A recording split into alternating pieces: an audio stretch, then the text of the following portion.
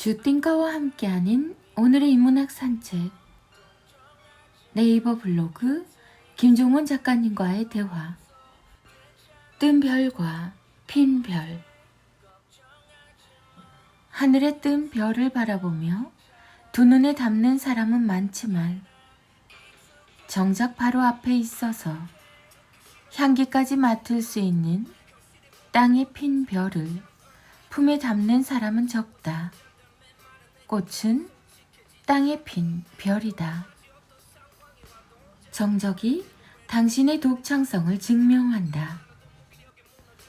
독창성은 어디에서 오는가? 멈춰서 생각하는 오랜 정적의 시간에서 온다. 정적이 싫고 어색해서 꺼낸 말은 언제나 내게 후회만 준다.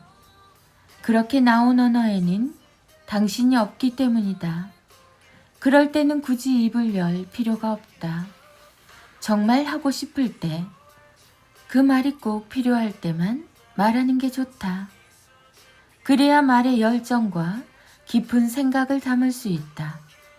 그러니 때로는 정적을 지킬 용기를 내라. 오랜 정적의 시간이 곧 오랜 생각의 증거라고 여겨지는 사람이 되라. 사업이 잘 되지 않는 사람들은 글도 매우 못 쓴다. 그게 대체 무슨 소리냐? 라고 응수할 수도 있다. 하지만 한번 곰곰이 생각해보라. 각종 SNS를 보면 자기 사업이나 일에 대한 글을 썼는데 읽으면서 매일 진짜 글을 매우 못 쓴다 라고 생각되는 사람이 있다. 문장의 완성도나 유려한 문체를 말하는 게 아니라 아무리 읽어도 무슨 말을 하는지 이해가 되지 않는다. 이건 무엇을 의미하는 걸까? 자신의 사업이나 일에 대한 이해도가 매우 낮다는 사실을 의미한다. 참 안타까운 사실이다. 사업이나 일에 대한 이해도가 높다면 특별한 글쓰기 기술이 없어도 누구나 쉽게 이해할 수 있는 인사이트가 녹아있는 글을 쓸 수 있다. 그들이 글을 못 쓰는 이유는 간단하다. 자기 사업이나 일에 대한 철학이 없으니, 글의 주제가 모호하고 목표나 목적이 없으니 글이 방향이 제대로 잡히지 않아 읽을수록 허무한 감정만 든다. 대체 무슨 말을 하고 있는 거야? 글을 다 읽고 나면 결국 이런 결론을 내리게 된다. 이러니 사업이 잘 되지 않지. 글쓰기를 모두가 배울 필요는 없다고 생각했다. 작년까지는. 하지만 생각이 바뀐 이유는 글이 그 사람의 생존력을 높이는데 탁월한 영향을 미친다는 사실을 깨달았기 때문이다. 글쓰기는 사람에게 생각이라는 선물을 준다. 생각을 해야 글을 쓸 수 있고, 그런 일상을 반복하면 누구나 체계적인 생각을 할 수 있게 된다. 지금 사업이나 일에서 마이너스가 나오고 있거나 오히려 작년보다 모든 것이 후퇴하고 있는 상황이라면 엉뚱하게 회의를 하거나 마케팅에서 문제를 찾지 말고 어제까지 쓴 당신의 글을 다시 읽어보라. 당신이 지금까지 쓴 글의 합이 당신이 현재 가진 가능성을 결정한다. 카카오 스토리 김종원 작가님의 기적의 필사법. 안 돼. 하지 말라고. 넌 아직 못해. 부정문만 듣고 자란 아이의 눈에는 모든 게 부정적으로 보입니다. 맞아요. 처음부터 모든 것을 할 수는 없습니다. 아이가 만나는 모든 세상은 처음에는 불가능한 것들 투성이죠. 힘들고 어렵고 너무 높죠. 그래서 아이의 삶은 불가능을 가능으로 만들어 나가는 과정으로 가득합니다.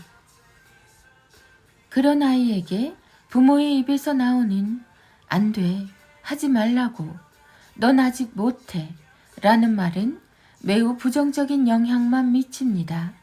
눈에 보이는 모든 것을 일단 부정적으로 생각하며 바라보게 되니 생각과 삶 자체가 온통 암흑으로 채워지게 되죠.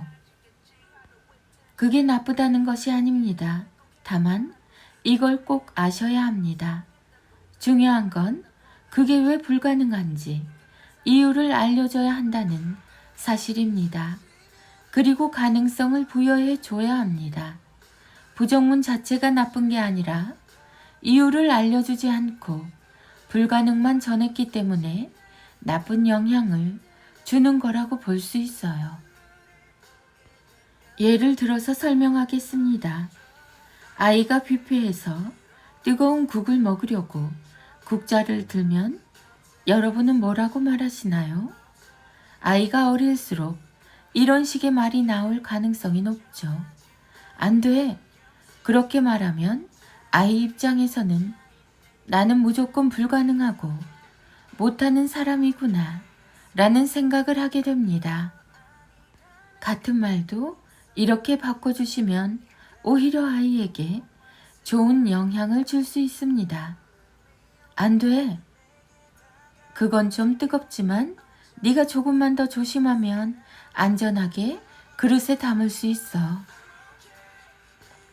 부모의 말은 크게 3단계로 나눌 수 있죠. 1. 부정어. 안 돼. 2. 명령어. 뜨거우니까 조심해. 3. 긍정어.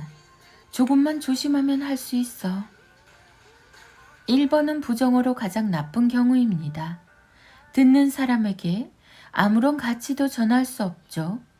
2번은 명령어입니다. 아이의 생각을 자극하지 못해서 명령만 수행하는 사람으로 만들죠. 가장 근사한 언어는 3번 긍정어입니다. 아이의 가능성을 키우며 생각을 자극하기 때문에 아름다운 변화를 기대할 수 있죠. 동시에 우리가 일상에서 자주 사용하는 대표적인 부정문을 이렇게 바꿔서 사용하시면 더욱 좋습니다. 넌 아직 못해. 우리 같이 방법을 찾아볼까? 하지 말라고. 그걸 가능하게 하려면 어떻게 해야 할까? 네가 그걸 할 수 있을까? 좋아, 한번 해보자. 해봐야 결과를 알 수 있으니까.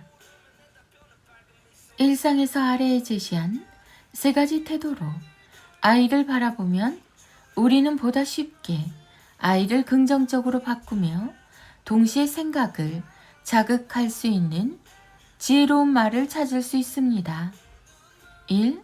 된다는 관점에서 아이를 바라보기. 2. 상황과 감정을 표현하는 말을 떠올리기. 3. 할 수 있다는 가능성의 말로 마무리. 부모의 말은 아이가 살아갈 세상에서 가장 근사한 정원입니다. 띵컬 김종원 작가.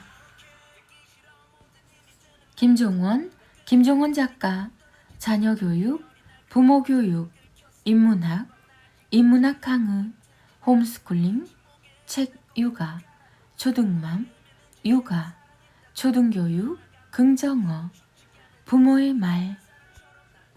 김종원 작가님의 하루 한 장 365 내 아이 성장 인력.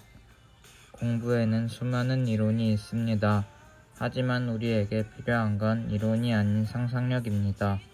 상상력이라는 날개로 날아가서 도착한 곳에서만 나만의 이론을 만날 수 있죠.